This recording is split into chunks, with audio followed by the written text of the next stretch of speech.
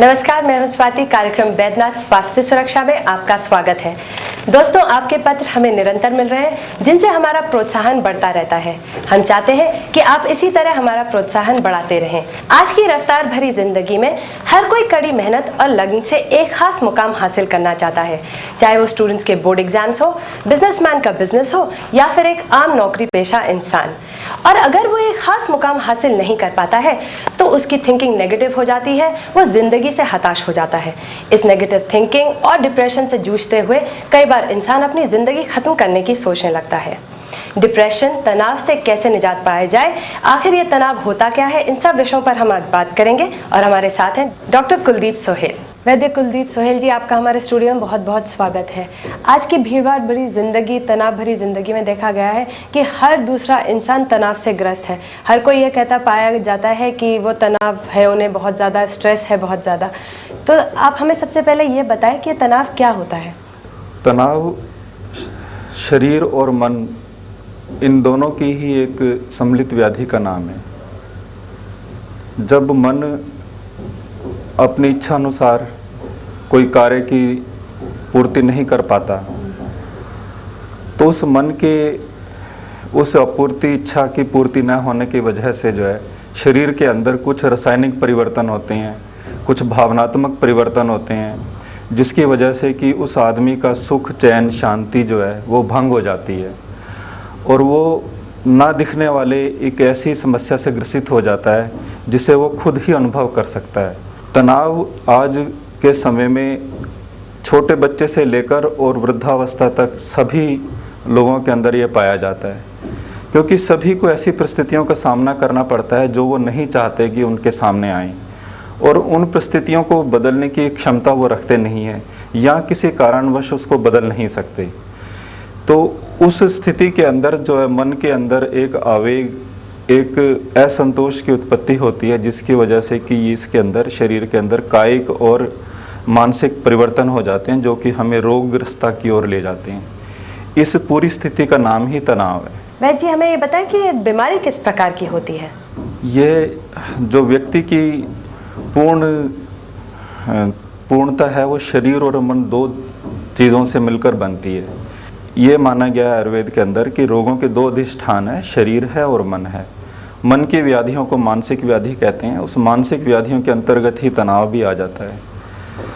मन के जिस तरह शरीर के वात, पित्त, कफ 3 दोष माने गए हैं, इसी तरह मन के भी रज और तम 2 दोष माने गए हैं।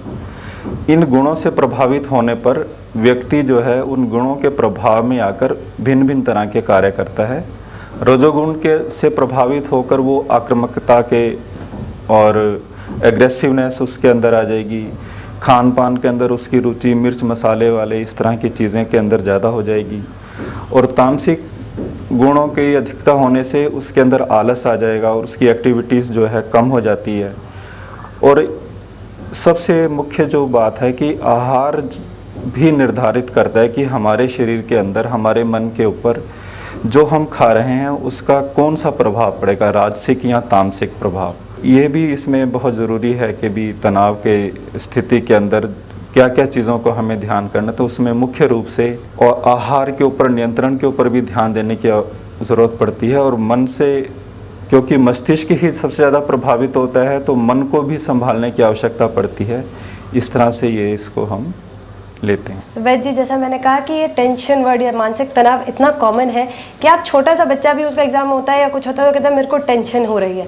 पर ये एक अपने आप में ही एक बहुत बड़ी बीमारी का रूप होता है या बीमारी होती है। तो कैसे इसके लक्षण या क्या सिम्टम्स होते हैं जिससे हमें पता चल सके कि इंसान मानसिक तनाव से ग्रस्त है। मैं इस विषय पर एक बात कहूँगा कि हमेशा तनाव जो है शरीर को नुकसान ही नहीं पहुँचाता। तनाव की वजह से ही आदमी जो है आगे उन्नति की तरफ भी अग्रसर होता है। अगर उसे एग्ज़ाम्स को पास करने का तनाव नहीं होगा तो वो पूरी तरह मेहनत नहीं करेगा। जीवन में किसी लक्ष्य को अगर हम पाना चाहते हैं, उसके लिए हम चिंतन और तनाव नहीं, उस अवस्था में नहीं आएंगे तो हम उसको नहीं प्राप्त कर सकते। यहाँ कहा गया है कि भी हर वस्तु को, हर चीज़ को एक मध्यम मार्ग में, समावस्था के अंदर प्रयोग करना है ताकि उसका हम पूरा लाभ उठा सकें। आयुर्वेद में कहा भी गया है भी इंद्रियों का अपने विषयों के साथ हीन योग, मिथ्या योग, अति योग रोगों का एक कारण है। और इसका भी एक कारण मुख्य रूप से प्रज्ञापराध बताया गया। प्रज्ञा का मतलब विवेक, और विवेक बुद्धि का प्रयोग ना करने पर सपोज हर कोई भी व्यक्ति मान लो कोई अल्कोहल लेता है तो सबको मालूम है कि भी ये अल्कोहल लेने से जो है नुकसान होता है, परिवार नुकसान होता है, हेल्थ नुकसान होती है, पैसे का नुकसान होता है, लेकिन व्यक्ति फिर भी उसका सेवन करता है। वो इसलिए सेवन करता है कि तत्क्षण उसको लगता है भी इसको लेकर मुझे अभी सुख मिल जाएगा जो है, तो उस इच्छा पूर्ति के लिए वो अपने उसके दूरगामी परिणामों को छोड़कर जो है तत्काल सुख के लिए वो ले लेता है।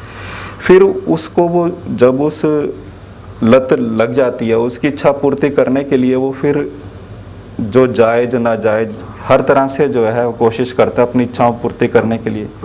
फिर जब वो उसकी पूर्ति नहीं कर पाता तो वो गलत रास्ते अपनाने पड़ते हैं, कभी कर्ज लेना पड़ता है। जैसे आजकल का सबसे बड़ा मैं तो कहूँगा कि अभिशाप ही है कि जो हम देखते हैं कि ये बैंक्स क्रेडिट कार्ड्स वगैरह देकर हमारे मध्य वर्गीय लोगों को जो है एक ऐसे भ्रम जाल में, एक ऐसे मकड़ जाल में फंसा लेते हैं कि यही जो है तनाव का एक मुख्य कारण भी है।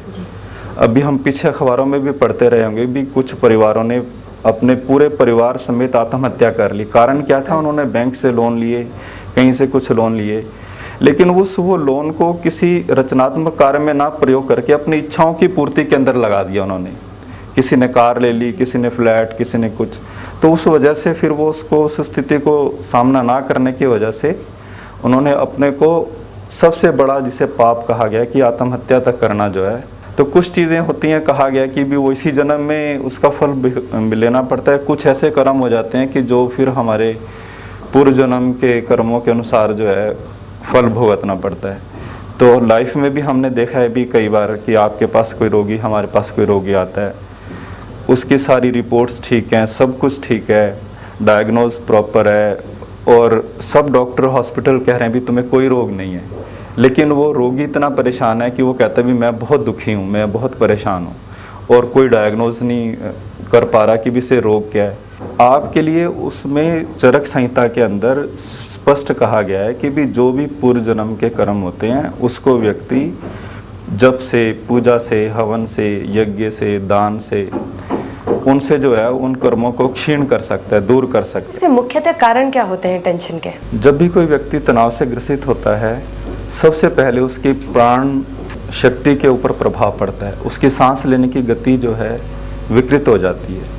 यहाँ तो वो बहुत लंबे लंबे दीर्घ श्वास लेने लगता है, यहाँ बहुत तीव्र श्वास लेने लगता है। जरा जरा सी बात पर क्रोधित हो जाना, किसी ठीक बात को भी जो है ठीक ढंग से नहीं ले पाना, और इसके दूरगामी परिणामों के अंदर बहुत सारी ऐसी असाध्य बीमारियां हैं कि जो आज के मनोवैज्ञानिक कहते हैं कि दमा की बीमारी है, डायबिटीज़ की बीमारी है, आर्थराइटिस की बीमारी है।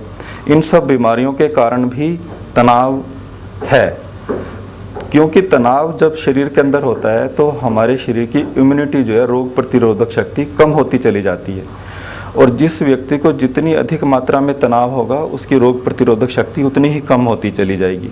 और उसको जब रोग प्रतिरोधक शक्ति कम होगी तो जितनी भी वायरल डिजीज़ हैं, भले ही वो जुकाम हो, एड्स हो, हेपेटाइटिस हो, वो सब के लिए उसकी बॉडी जो है बड़ी परफेक्ट एक क्षेत्र बन जाता है कि वो बहुत जल्दी से इन बीमारियों की चपेट में आ सकता है। तो इस रोग के कुछ लक्षण तो ऐसे हैं जो आप प्रत्यक्ष देख सकते हैं, लेकिन कुछ ऐसे लक्षण हैं कि जो आप देख नहीं सकते, वो लंबे समय पर उस रोगी के अंदर ही अनुभव किए जा सकते हैं। धन्यवाद वैद्यराज जी, आपने हमें इतनी महत्वपूर्ण जानकारी दी टेंशन के बारे में, किंतु समय के अभाव के कारण हम इस चर्चा को यहीं रोकेंगे और इस चर्चा को अपने अगले एपिसोड में आगे बढ़ाएंगे। धन्यवाद। तो दोस्तों, ये थे डॉक्टर सोहेल जिन्होंने आज हमें बताया तनाव के बारे में, किंतु समय के अभाव के कारण हम इस चर्चा को यहीं पर रोकेंगे और इस चर्चा को अपने अगले एपिसोड में जारी रखेंगे। हम आशा करते हैं कि आज जितनी भी बातें की, जितनी जानकारी हमने आपको दी, वह आपके लिए लाभदायक साबित हुई होगी। अगर आप तनाव या किसी अन्य बीमारी के बारे में जानना चाहते हैं तो आप हमें पत्र लिख सकते हैं। हमारा पता है